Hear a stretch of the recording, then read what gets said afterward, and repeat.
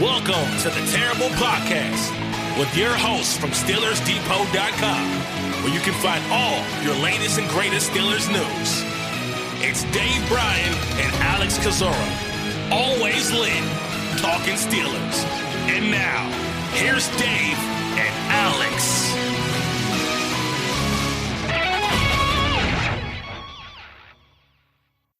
Welcome to the Terrible Podcast, Season 13, Episode 64. He's Dave Bryan. I'm Alex Kozora, SteelersDepot.com. Thank you for being back with us here this Wednesday, Steelers Nation. And it is a very somber and sad day for Steelers Nation. By now, I assume all of you guys have heard the news that broke very early on Wednesday morning that Franco Harris, Hall of Fame running back, whose number will be retired or was planning to be retired this weekend, at least with him in attendance for the 50th anniversary of the Immaculate Reception. Franco Harris dead at 72. Just shocking, sad news. No other information about his death right now, and just a sudden situation, it appears. And again, just days away from what was supposed to be a joyous celebration of his career, of the Immaculate Reception, as the Steelers and the Raiders get ready to play on Christmas Eve. So, Dave, just devastating to the entire Steelers community.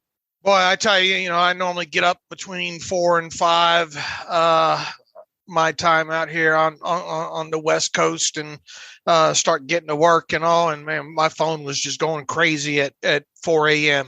This morning, and almost you wiping the sleep out of your eyes, saying what's going on here, and then you actually Matthew Marksey, our night owl, and kind of wrapping up his kind of shift, if you will, caught that, was able to get that posted right away and all. And it's just, you really couldn't believe it, what you were reading there.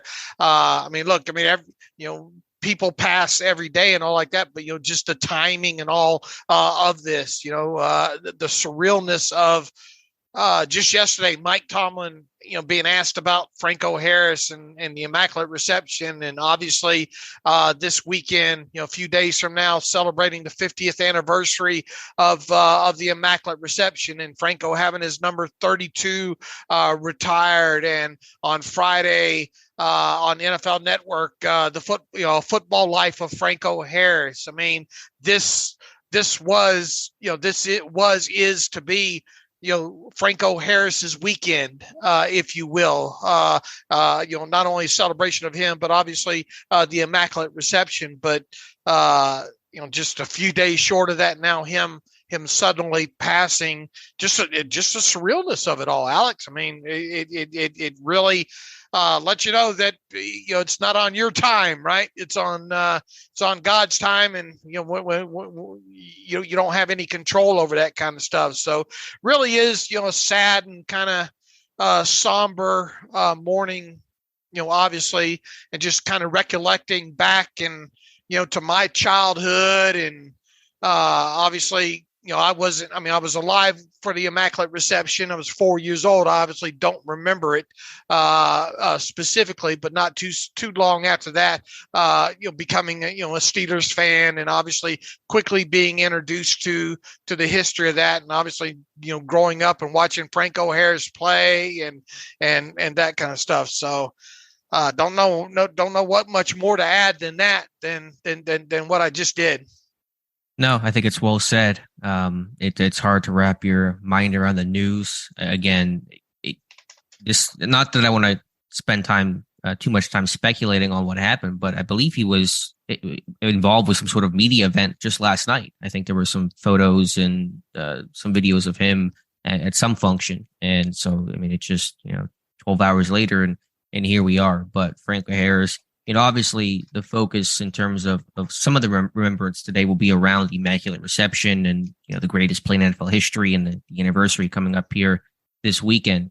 But just the man, the person, a guy who always stayed plugged into Pittsburgh, Penn State, guy, PA through and through, and just always had that presence around the area. And it's not one of those guys that played his football in Pittsburgh and then left and you never really heard from again. He was somebody always plugged in, always in tune. An activist, very passionate about those types of things as well. And so there's more than just one play. The one play was incredible. It was immaculate, of course, but Franco Harris's life, his legacy, his meaning goes so beyond just that one play in 1972. Yeah, really, and ambassador to really the city and the organization on top of it. And man, just you come out of I've only been to Pittsburgh the one time, but you come down that escalator there, and there he is. It's just kind of a fixture, if you will, and. Here we are, all these obviously 50 years later, and still celebrating the Immaculate Reception, and especially the way they're doing it this weekend and all, and greatest play, still the greatest play in NFL history, and I don't see that changing anytime soon. And yeah, I mean, just once again, just the timing of all this, is just the thing that makes it even more sobering, I think. Yeah, again, that is the most shocking element of it all. It's just days away. Mike Tomlin holding his press conference on Tuesday, which we'll touch on. Obviously, Franco, far more important than anything else going on with the Steelers right now. But having a nice answer about what Franco Harris meant to him, meant to the Steelers, the organization, and here we are with his death. Again, just a day later, and so it's really hard to process. Again, that just sudden shift from it's going to be a great weekend, Steelers Raiders, really big game for both sides. Celebrating the Immaculate Reception anniversary, his number being retired, which is just so rare in Pittsburgh. It would be the only third number retired behind Ernie Stautner and Joe Green. And these are not the important things, but I don't know if the plans will shift and if they will be in some way postponed to retire his jersey this weekend at halftime as planned. The Steelers, to my knowledge, have not made an announcement as of 10:30 on Wednesday morning, but what should have been just an awesome moment for him, for the franchise, is going to have a lot of tears instead of laughter and smiles. Yeah, and I would, and the Steelers are usually really, really measured when it comes to this kind of stuff, and statements and all like that. I'm sure it'll be forthcoming later today, and they're still probably trying to figure out how they want to handle things this weekend and all like that. I'm betting Franco would say, go, do what you were going to do. Let's ramp this thing up. Let's get the fans excited, and let's continue on with this celebration. Because it should be a celebration of his life, right? Not so much a celebration of a passing, if you will. But I'm sure Franco would say, do what you were going to do, Right. And look, sure. at least he knew, the organization obviously doesn't retire or hasn't retired many numbers. And at least he knew his number was going to be retired, right? Because several people get their numbers retired, after they pass, right? Right. But at least he knew this thing was coming. At least he knew this celebration was going to take place. So there's probably some comfort in knowing that he knew that, right? Yeah, I think so. But man, that celebration would have been just fantastic this weekend, just to have that kind of moment, all the terrible towels, the remembrance, all the festivities going on. So it's going to be a tough weekend for sure. To go back to the Immaculate Reception, again, I think he certainly is more than just one play, just one moment, more than just a football player. But I don't think there's any other team in sports history that has one clear moment like that, where you go from the lovable losers, the old history, to a new era. And that Immaculate Reception, although Pittsburgh did not win a Super Bowl in 72, they lost to the Dolphins the next week. That moment changed the franchise. One singular play, one singular moment to beat the favored Raiders, who were obviously expected to win that game. What was the score? 7-6 or whatever it was, so late in the game. And for Franco to make that play, literally changed the fortunes and the history and the attitude and the perception of the Pittsburgh Steelers, of a team that were the lovable losers to, this team is here, they're for real, and go on to win 4 Super Bowls. Franco, a big part of that, especially the first 2 when Pittsburgh was a rushing attack and they really weren't throwing the football all that much. And so, I mean, it's the greatest play just because of in a vacuum, the insane, the absurdity of the play of the ball being bounced and Franco picking it up and just, the what is happening aspect to it, but what it meant big picture to the franchise in terms of turning their tide and being basically the catalyst for the dynasty that would follow. No other team in sports has a moment like that, and Franco Harris was that moment. Absolutely. I mean, that's that pushed them to the next level, if you will. And look, I can't help but remember, growing up, and where I grew up in Pensacola. Obviously, we didn't have access to NFL merchandise back there in the late 70s. Everything that pretty much that you bought came out of the Sears and Roebuck catalog, and you usually only got that kind of stuff, at least me, at Christmas time, whether it be a book bag or a jacket or something along those lines. And, as far as jerseys went, really there was only one jersey in those early days that you could get out of the Sears and Roebuck catalog, and that was the 32 Steelers jersey. And there was no names on the jersey back there, but you knew who it was. But you knew who 32 was. You look. Now you would look in the catalog, going back and looking at the ad, and you think, man, even as whose number, what other kids, even because being a Steelers fan, obviously in Florida was kind of unique at the time, but even other kids, fans of other teams, knew what your 32 jersey stood for and all. So I didn't take in my first Steelers game until I think it was about 12, and it was that preseason game at in 1980 at Atlanta Fulton County Stadium. I believe it was a Monday night game, or the Monday night crew at least did it against the Atlanta Falcons, and that was a big deal for me. Obviously, driving up to Atlanta and then taking all that in, and then after the game, going out there and catching up with the team bus, and got my picture taken with Franco and Lynn Swan and a couple other Steelers and all like that. So that was obviously a big deal. And Franco was all me growing up, a larger than life individual, and kind of surreal the way my life ended up going, and the path that I took, and doing what I'm doing now. And man, just this past off season, right, we had Franco on the podcast, and really such a surreal. I mean, this is a guy that you grew up as a kid, playing football in the front yard and emulating the Immaculate Reception, and wearing that 32 jersey. And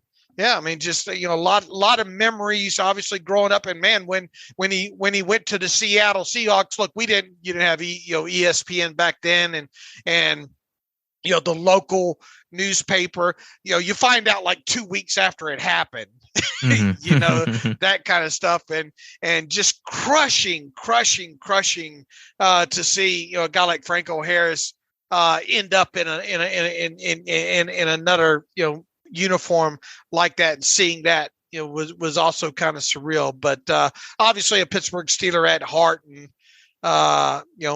my tribute and our words today will be obviously magnified by other people, not our specific words, but their own thoughts. I mean, this is going to be quite the weekend now. And man, if you weren't already set to tune in to the football life on the NFL Network on Friday night, man, that's most definitely must see TV now. And it'll be interesting to see how the Steelers end up, handling this the rest of the weekend here. Sure, we'll pass along word about their plans, any changes when that comes in throughout the week. But yeah, I mean, Franco just loved Pittsburgh. He loved being a Steeler. I mean, how many draft picks has he announced over the last couple of years? I mean, he has loved doing that. And I think he announced Pat Freiermuth a couple of years or 2 years ago as a fellow Penn Stater. And, those are just really cool moments. I know Pat Freiermuth, I think, had some tweets about that. Of course, you've seen the outpouring of thoughts and, just tweets about Franco Harris from everybody from Tony Dungy to Bill Cowher and current players like Freiermuth and others. And so you're going to continue to see that. And as sad as the death of Franco Harris obviously is, when you hear the stories and you see the tributes from players and coaches, past and present, there's a little bit of comfort in that, just to know how much he was loved, how well he was thought after, and to learn more about the player and the man. And so while death is always so difficult to grapple with, especially under these circumstances, being just days away from what should have been such a great celebration of his life, his career, I take a bit of comfort in just seeing those tweets and thoughts, and knowing how much he was appreciated and just frankly loved. Boy, you got people like Darrell Revis chiming in, on Twitter this morning, and man, 72? I mean, that's young, Yeah. I mean, yeah, and he would look great for his age. Again, I don't want to speculate on what happened, but he seemed to be in really good shape. Yeah, and look, I mean, you got Emmett Smith now chiming in on Twitter saying, I'm shocked and saddened to hear about the passing of my friend Franco Harris, praying for Franco and his loved ones. I mean, Emmett Smith's a guy that, I played football against Emmett Smith, and Emmett obviously in a Hall of Fame and all like that now as well, too. So, I mean, it just, once again, obviously shocked about the passing of Franco, but the timing on top of it, it really almost made it like a dream this morning. Yeah. So I'm still trying to process that, and I'm sure I'm not alone in that. So I really don't know where to go from here. Again, we'll update you in terms of any changes, in terms of the celebration, the retirement, what won't happen. We don't know right now, but any other final thoughts here, I guess, Dave, on the death of Franco Harris? No, just a super somber day, and it's something that's going to obviously dominate the headlines. I mean, I know we got a couple of posts going, and I think Josh Carney has one going with kind of reactions. Mm-hmm. So if anybody kind of wants to check that out to see, all the people chiming in on, for teammates and, former coaches and, just general personality. I mean, Terry Bradshaw was on Good Morning Football this morning. Quite a good interview. If you get a chance to find that, I'm sure that'll surface on social media and YouTube at some point today there. So, yeah, I mean, it's going to be it was already going to be a busy weekend anyway, right? I mean, with the stuff surrounding the Immaculate Reception celebration, and now it's just going to get even busier with the passing of Franco Harris. Absolutely. So we do want to touch a little bit on the present day Steelers and what Mike Tomlin had to say in the upcoming game against the Raiders, but we'll take a pause here, I think, and then come back with the rest of that. And welcome back to the Terrible Podcast. And again, as difficult as it is to segue from the tragic and sudden death of Franco Harris to the here and now with the Pittsburgh Steelers, we're going to touch on a couple of topics as well. Go a bit shorter with this conversation and just the overall show today, as again, we're still processing the loss of Franco Harris. But Mike Tomlin speaking to the media on Tuesday, going through some injuries with the team's Saturday game. They had an early Tuesday injury report, though it's an estimated, offering no official practice yesterday for the team. Not practicing in their estimated capacity was Cam Hayward and Larry Ogunjobi. With the rest, Terrell Edmonds, a DNP with his hamstring. The big news, though, is going to be Kenny Pickett, who in their estimated offering practiced quote-unquote fully, and Mike Tomlin said basically he's out of concussion protocol and is fully expected to start Saturday against the Raiders. Yeah, and looks like Miles Jack's going to be back this week, and it'd be interesting.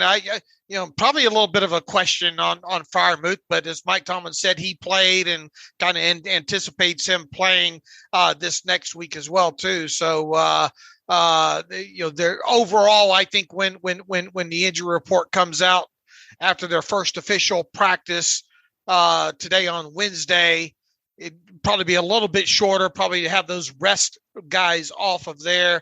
And, I think the ones to watch, I guess, would be Edmonds with that hamstring. I mean, Najee's also on there with a hip, and Deontay Johnson's on there, I think, with the turf toe. Mm-hmm.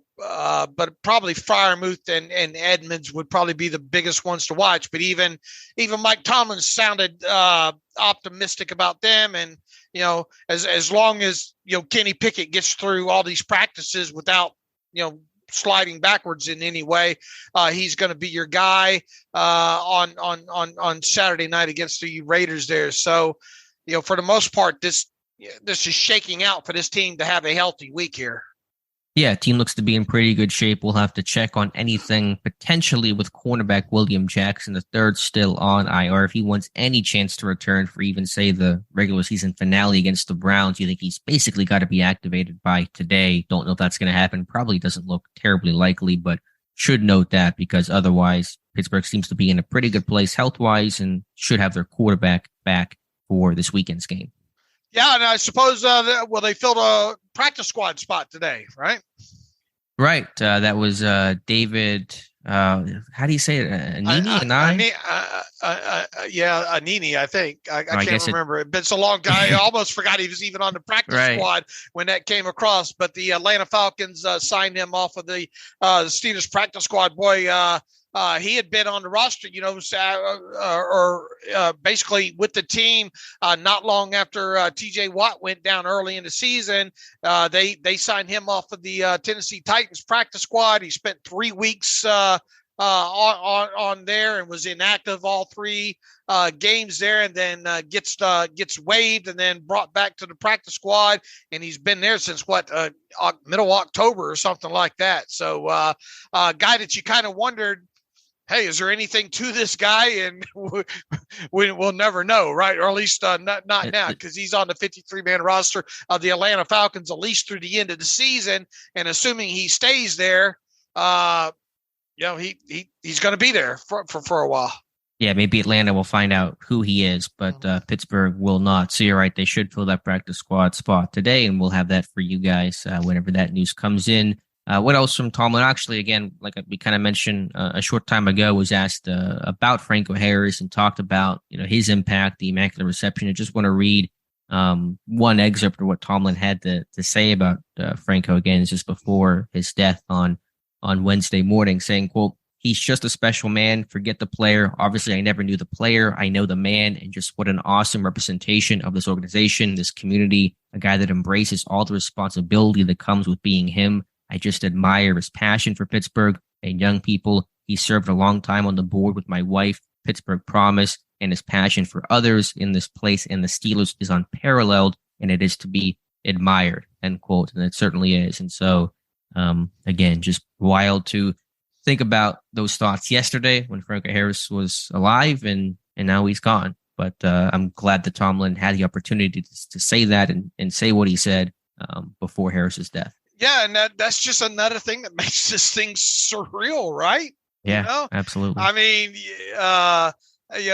not even 24 hours ago, you have Mike Tomlin, part of the press conference being dedicated to obviously the Immaculate Reception and Franco Harris specifically.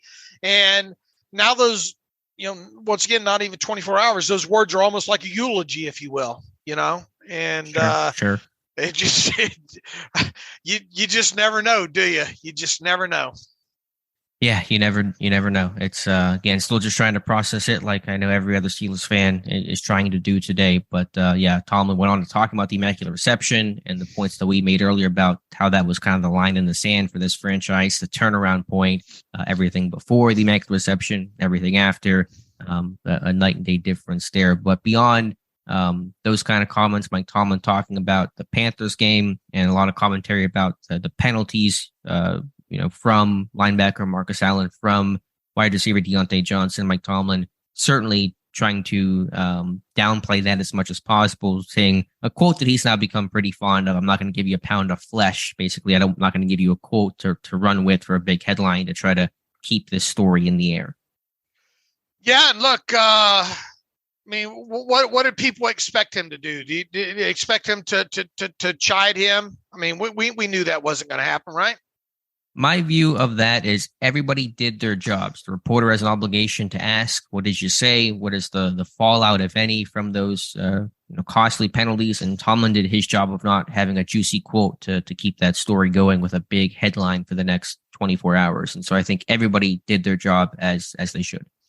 And, now with the news cycle on the front, Marcus Allen, the news cycle has a way of dominating and pushing other things off of the headline sheet, right? And the thing with, I was on the radio yesterday with Dave Weekly and all, and obviously a lot of people calling for Marcus Allen to be released. And look, we knew that wasn't going to happen and isn't going to happen. But I tell you what, Marcus, and there was even and I mentioned this to Dave Weekly, a couple former Steelers on Twitter.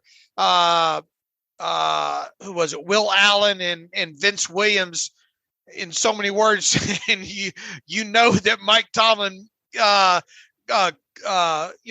lack of a better word,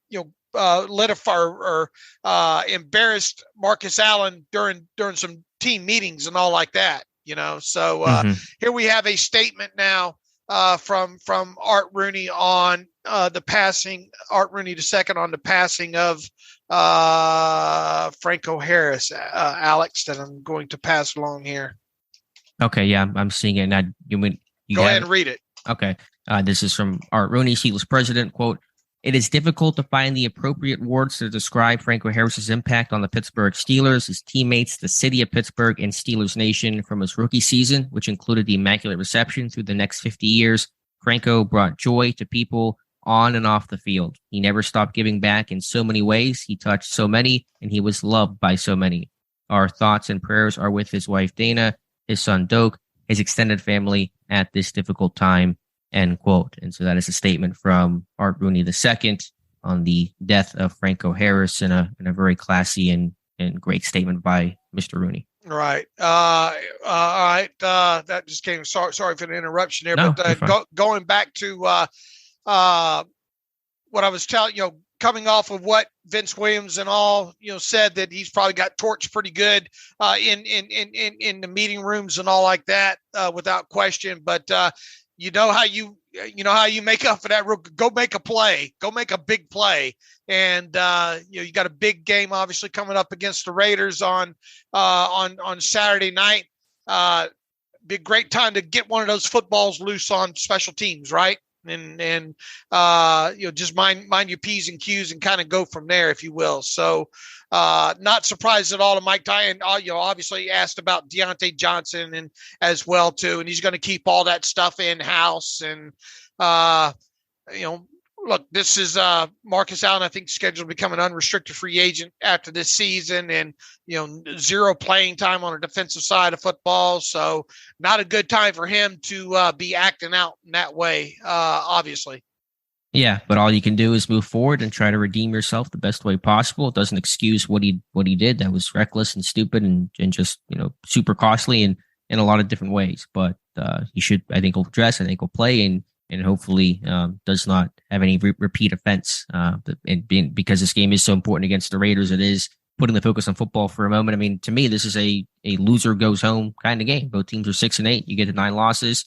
You have no chance to make the playoffs. Chances right now are already pretty slim, especially slim for Pittsburgh, but certainly you have to win out. Both teams have to win out to have even some sort of shot to make the postseason. So there is no margin for error. Everything's going to be on the line this weekend, and you have to enter the game with that thought in mind.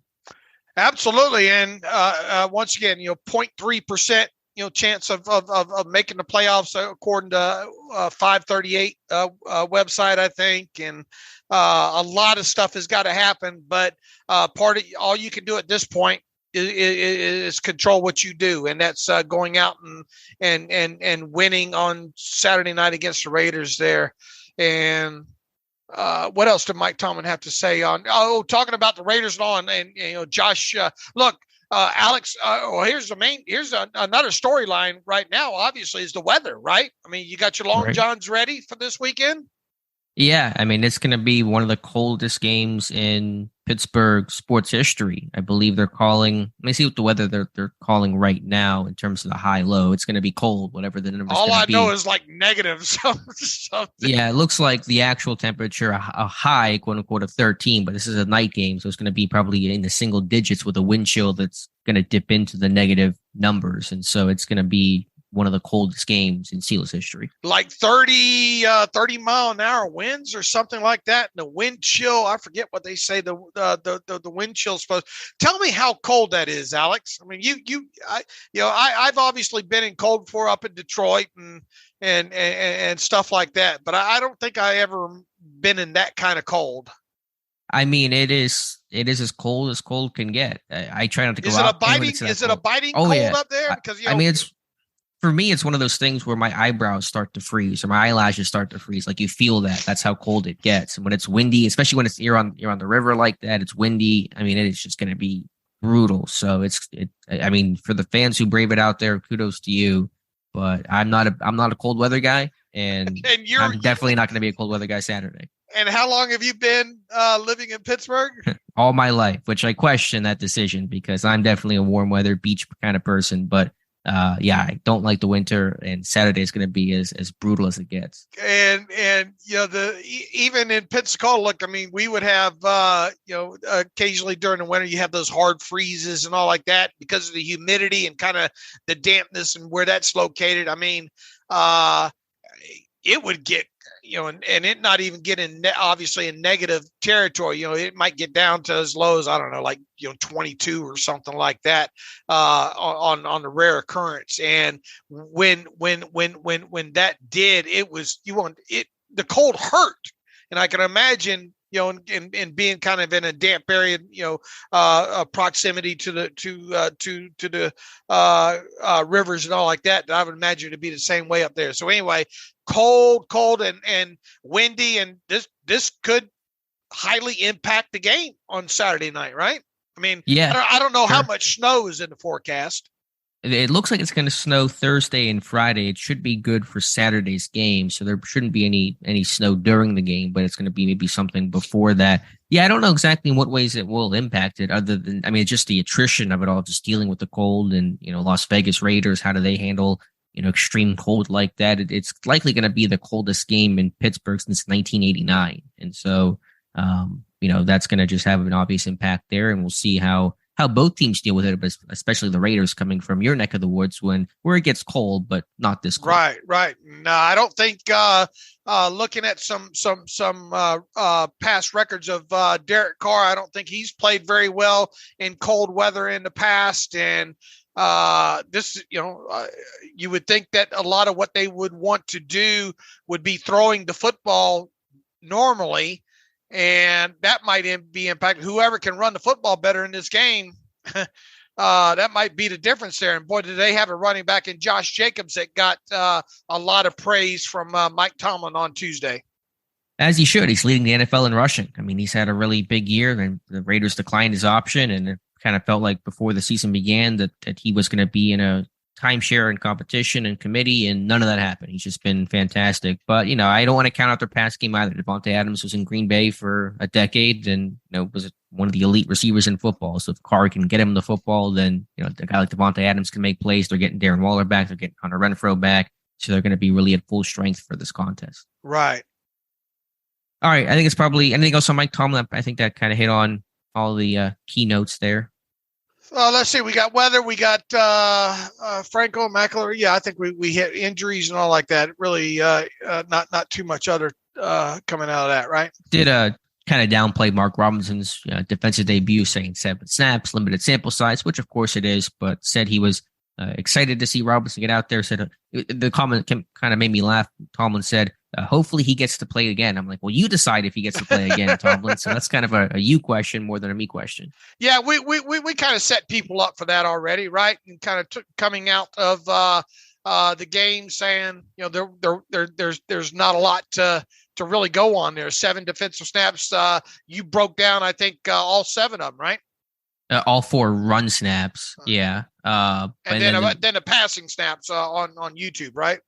Yeah, somewhere I'm losing track of where I tweeted or had clipped some of this stuff, but yeah, it's a small sample size, but it's something. And you just kind of felt the initial aggression and downhill ability and energy that he brought, all things I saw in the summer, but it's something to build on, and we'll see if he gets an opportunity going forward. So just a brief overview of the all 22 from the Steelers-Panthers game.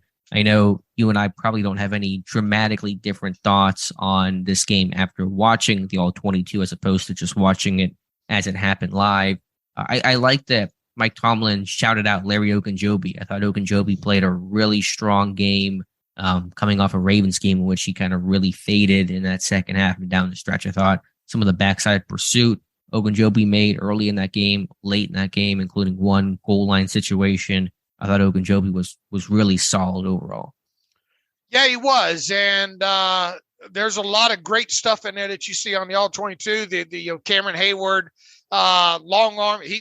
That looked like the Cameron Hayward that we've seen over the years, right? Good push up the middle and several plays. Boy, Alex Highsmith, what a game for him for a homecoming, going back home as well too. So that was obviously good to see. Boy, Minka, I thought he had a pretty good. Devin Bush, still doing some showing that physicality near the line of scrimmage, and that's one thing. Mike Tomlin, highly praised. Devin Bush might have been a little bit over the top there on Mike Tomlin's part. Look, here's the thing. This is the best Devin Bush that we've seen since going back to his rookie year, right? And I think we're even starting to see him do some things that even he wasn't doing during his rookie season. Doing a better job of the physicality at the line of scrimmage there. But make no mistake, Devin Bush is not going to make a lot of money probably during the offseason. And I don't think the Steelers will be falling all over themselves to re-sign Devin Bush. But you got to point out the good when you see it. And we have consistently over the last several weeks, and there's been some bad in there too, but we are seeing some things from Devin Bush that we really haven't seen, really for his career. Yeah, I think the one thing Tomlin hit on that I mentioned in a video about a month ago was just some of the body language he's showing, some of the pre-snap communication. It just seems to be a more confident player who's trusting what he's seeing a bit more and is more just active pre-snap. And I think it just shows a level of confidence and belief in what he's seeing and what he can do. But is that enough to keep him around, to sign him this offseason? I don't think so. But it makes it a bit more of an interesting discussion as opposed to entering this year where it felt like this guy had no chance, no path to come back. There has been improvement. You have to recognize that. But is that enough to warrant him being the starter next year? I think you find something else. Right. Let's see. Our own Tyler Wise had some great clips of just a separation. And it's nothing new for Deontay Johnson, right? But it sticks out on the All-22 when you see, him kind of spin those cornerbacks around and get the amount of yardage of separation that he got.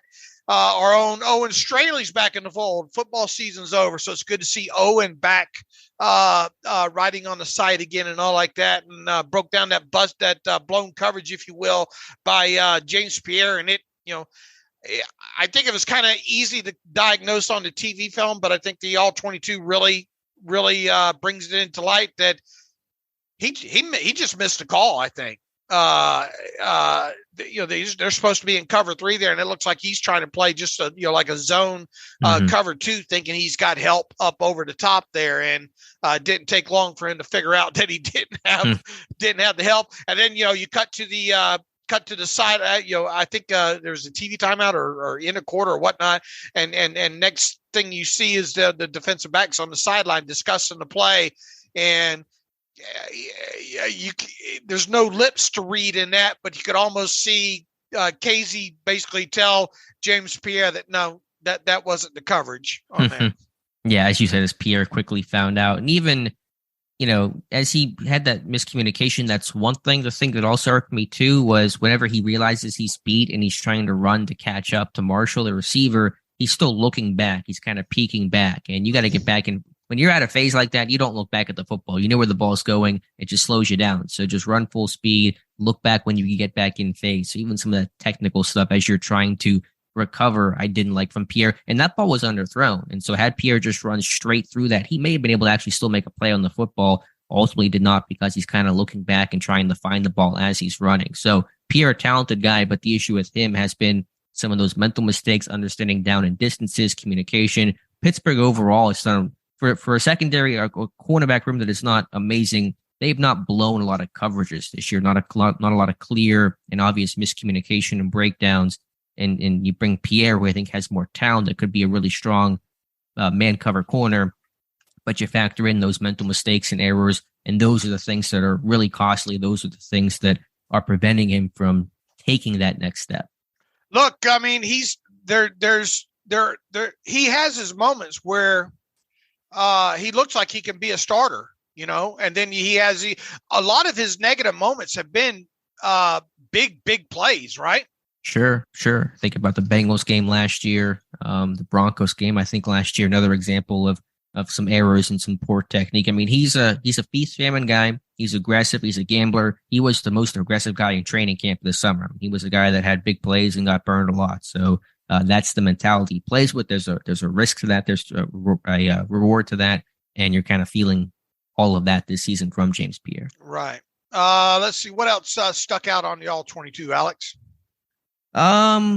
I think the O-line just did a nice job overall across the board. Even in pass pro, the run blocking gets a lot of the credit for how committed to the run Pittsburgh was in this one. But I thought their pass pro, keeping the pocket clean for Mitch Trubisky was underrated. Deontay Johnson, creating space, moving him in the slot more. That was good to see.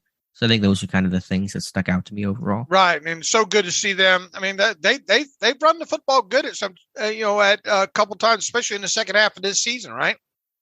Oh, yeah, since the bye. I mean, the Ravens game aside, the Ravens are the best run defense in football. They run the ball extremely well. I mean, they didn't run the ball, the box score, they averaged 3.5 yards per carry in this game, but they consistently controlled the line of scrimmage. They stayed on schedule. They only had, I think, 3 negative plays the entire game on 44 rushing attempts, excluding the one quarterback kneel, and one was by a receiver on that toss play that Brian Burns was able to stop. So only 2 negative plays by running backs in this game. So that was critical. Harris pushing the pile forward. Again, very similar to what Baltimore did to them a week ago. Right. Okay. I guess between now and, obviously going to be dominated once again by the passing of Franco and all, and we'll see what the Steelers end up doing. If there's any changes with what's going on Saturday night at Acrisure Stadium with the 50th anniversary of the Immaculate Reception.